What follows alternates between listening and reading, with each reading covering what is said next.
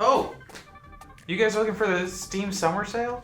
This is YouTube. I guess while you're here, I'll tell you all about it and give you my top 10 choices for the best deals from the Steam Summer Sale in 2021. Let's get into it.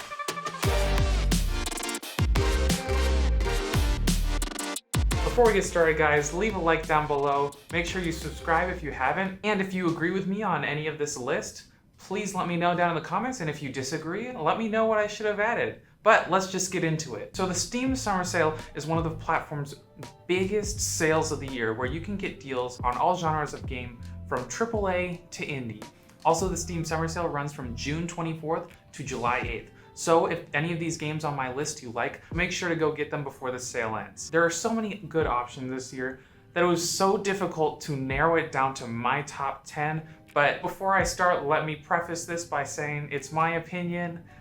These are based off of games that I enjoy and games that I would recommend. So again, I would love to hear down below what you think you would have added to the list, and let's just get into it. So my first recommendation is going to be Witcher 3: The Wild Hunt. And if you have not played this game, you are missing out. This is my favorite RPG of all time.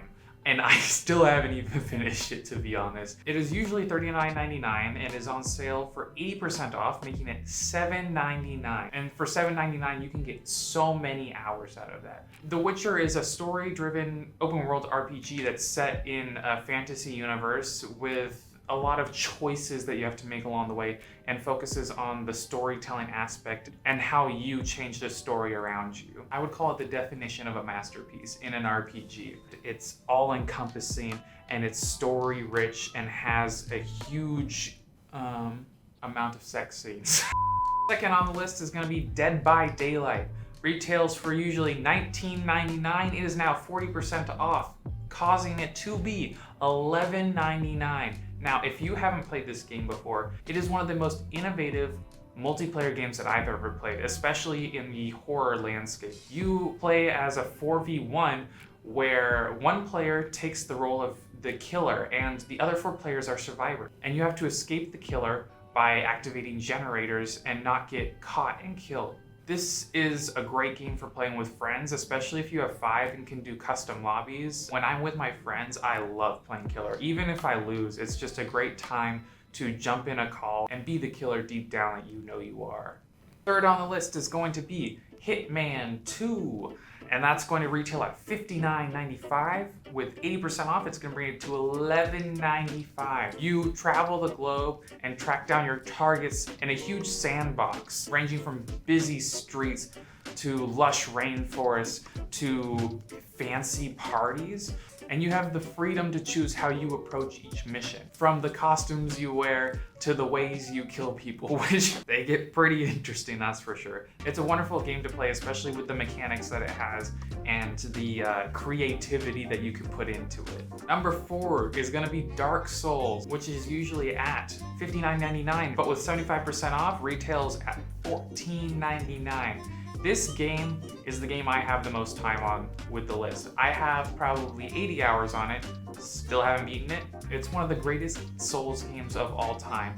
And if you like Souls games and haven't played Dark Souls 3, you should get this game. It takes Dark Souls and Dark Souls 2 and builds on it in ways that I enjoy a lot. The bosses are well thought out, are scary, are difficult. The art is amazing, and the world creation is great. To be able to look at a castle and know that you're going to get there at some point in the game is amazing. And you're gonna die. Next on the list, I don't know what number we're on, but editor me will put it in. Resident Evil Biohazard usually retails for $29.99. With 67% off, it's going to be $9.89. And geez, if you need some scaries, play this. It takes the Resident Evil games and puts it in a first-person perspective, which makes me feel trapped when I'm playing it. The player controls Ethan Winters as he searches for his long missing wife in a plantation that's occupied by a family, which, spoilers, doesn't turn out too well for him.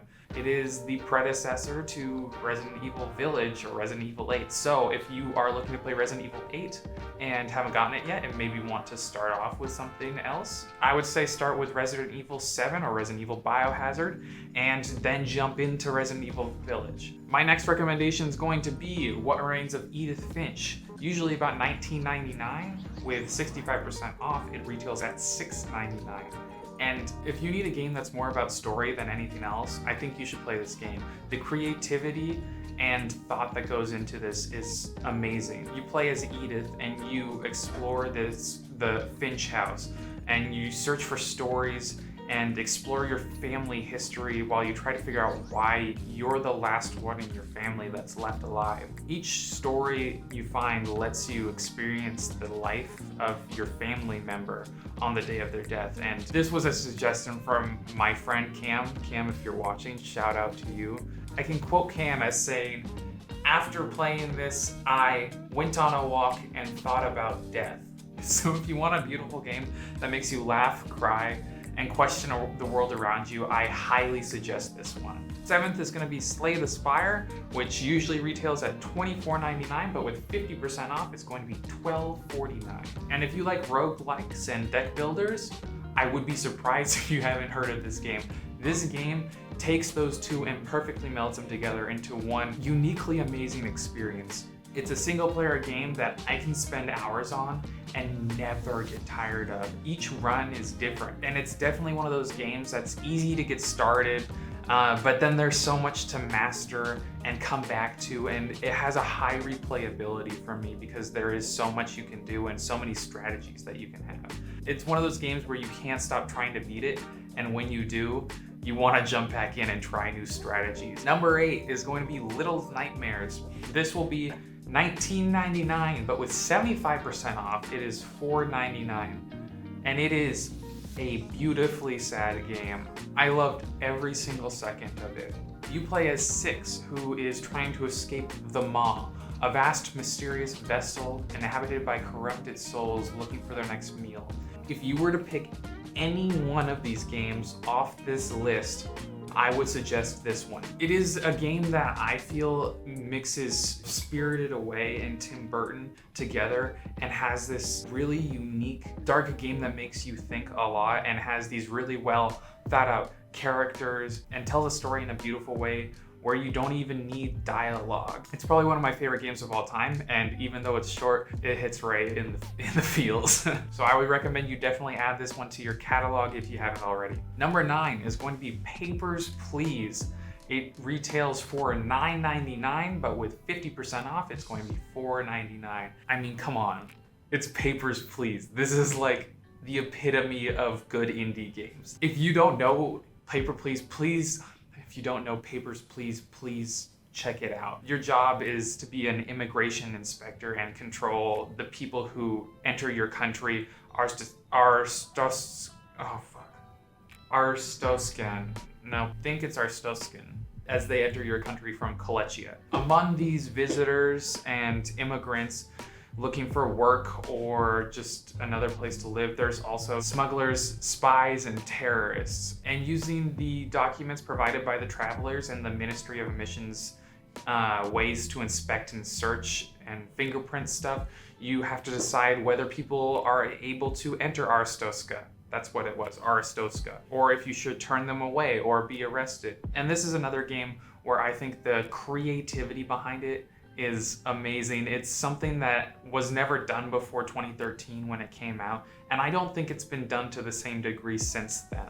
It focuses on the ethics and morality of your choices as you work through an oppressive system, and asks questions like, do you let someone in who needs medicine or turn them away so you can have enough money to feed your family? And you have to balance all of this while keeping up with the constant puzzle of figuring out who's actually allowed into Aristoska based off of paperwork and rules and all of that. This is one of the games that I truly recommend. This would be my second game on the list. If you haven't heard of it, you should definitely try it out. There's so many endings, and it's a wonderful game. Last but not least, we have Hades retailing for $24.99 usually. With it being 30% off, it is $17.49. This is a roguelike that's definitely different from all the others.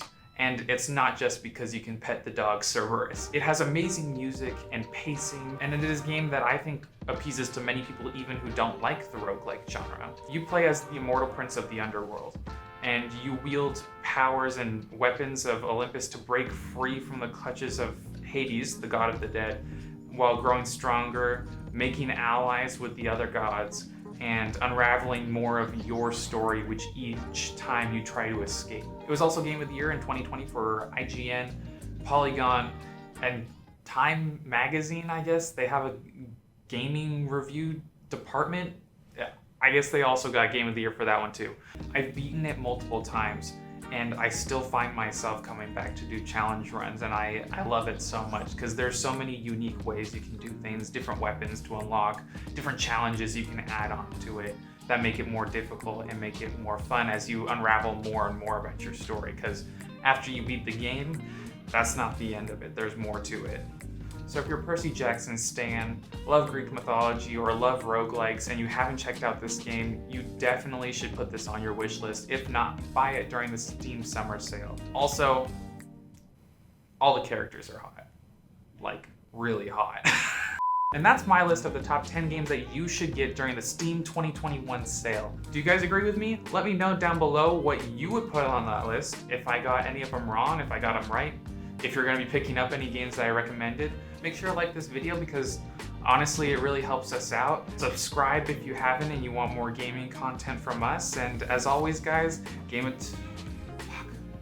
I keep doing that. Game it till you make it. Bye, guys.